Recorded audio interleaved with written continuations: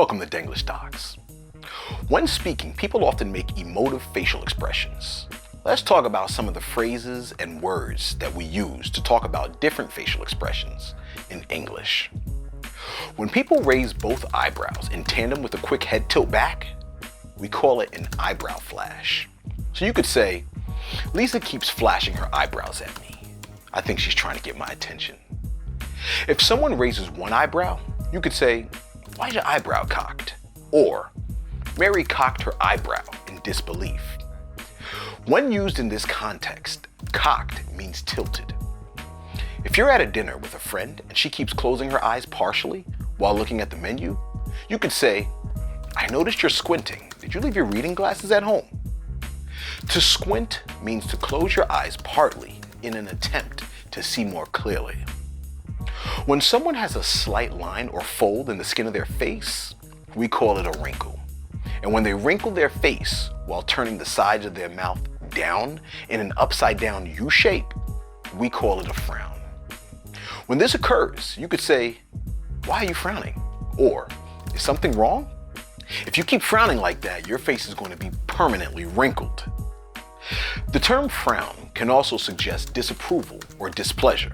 For example, a boss might tell a new worker, lateness is frowned upon in the office. Also, to frown can mean to furrow one's eyebrows to indicate disapproval or concentration. A furrow is a deep fold or wrinkle in the skin of people's brows. It's rare to hear someone say, that guy is furrowing, because it sounds weird. Instead, we might say, that guy looks stressed or annoyed. Some other common words we use to describe mean looks are the evil eye and scowl. For example, I took my daughter's teddy bear away and now she keeps giving me the evil eye. She's been scowling at me ever since I took away Mr. Cuddles. You might also say she's been pouting around the house all day. To pout means to push one's lips forward as an expression of annoyance or sadness. Sometimes, we also say people are pouting when they're trying to make themselves look sexually attractive. So, someone might say, oh my gosh, why is every girl on Instagram pouting? To convey the same sentiment, you can also say, why is everyone on Instagram pursing their lips? When someone makes a kissy face, or face that looks like they're blowing a kiss, we use the term puckering up. For example, when you're talking to someone you're romantically involved with, you could say, pucker up, baby, before you give them a big kiss.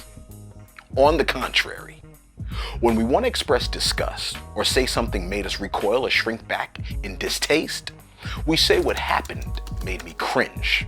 Today though, informally, it means to feel embarrassed or ashamed for someone else.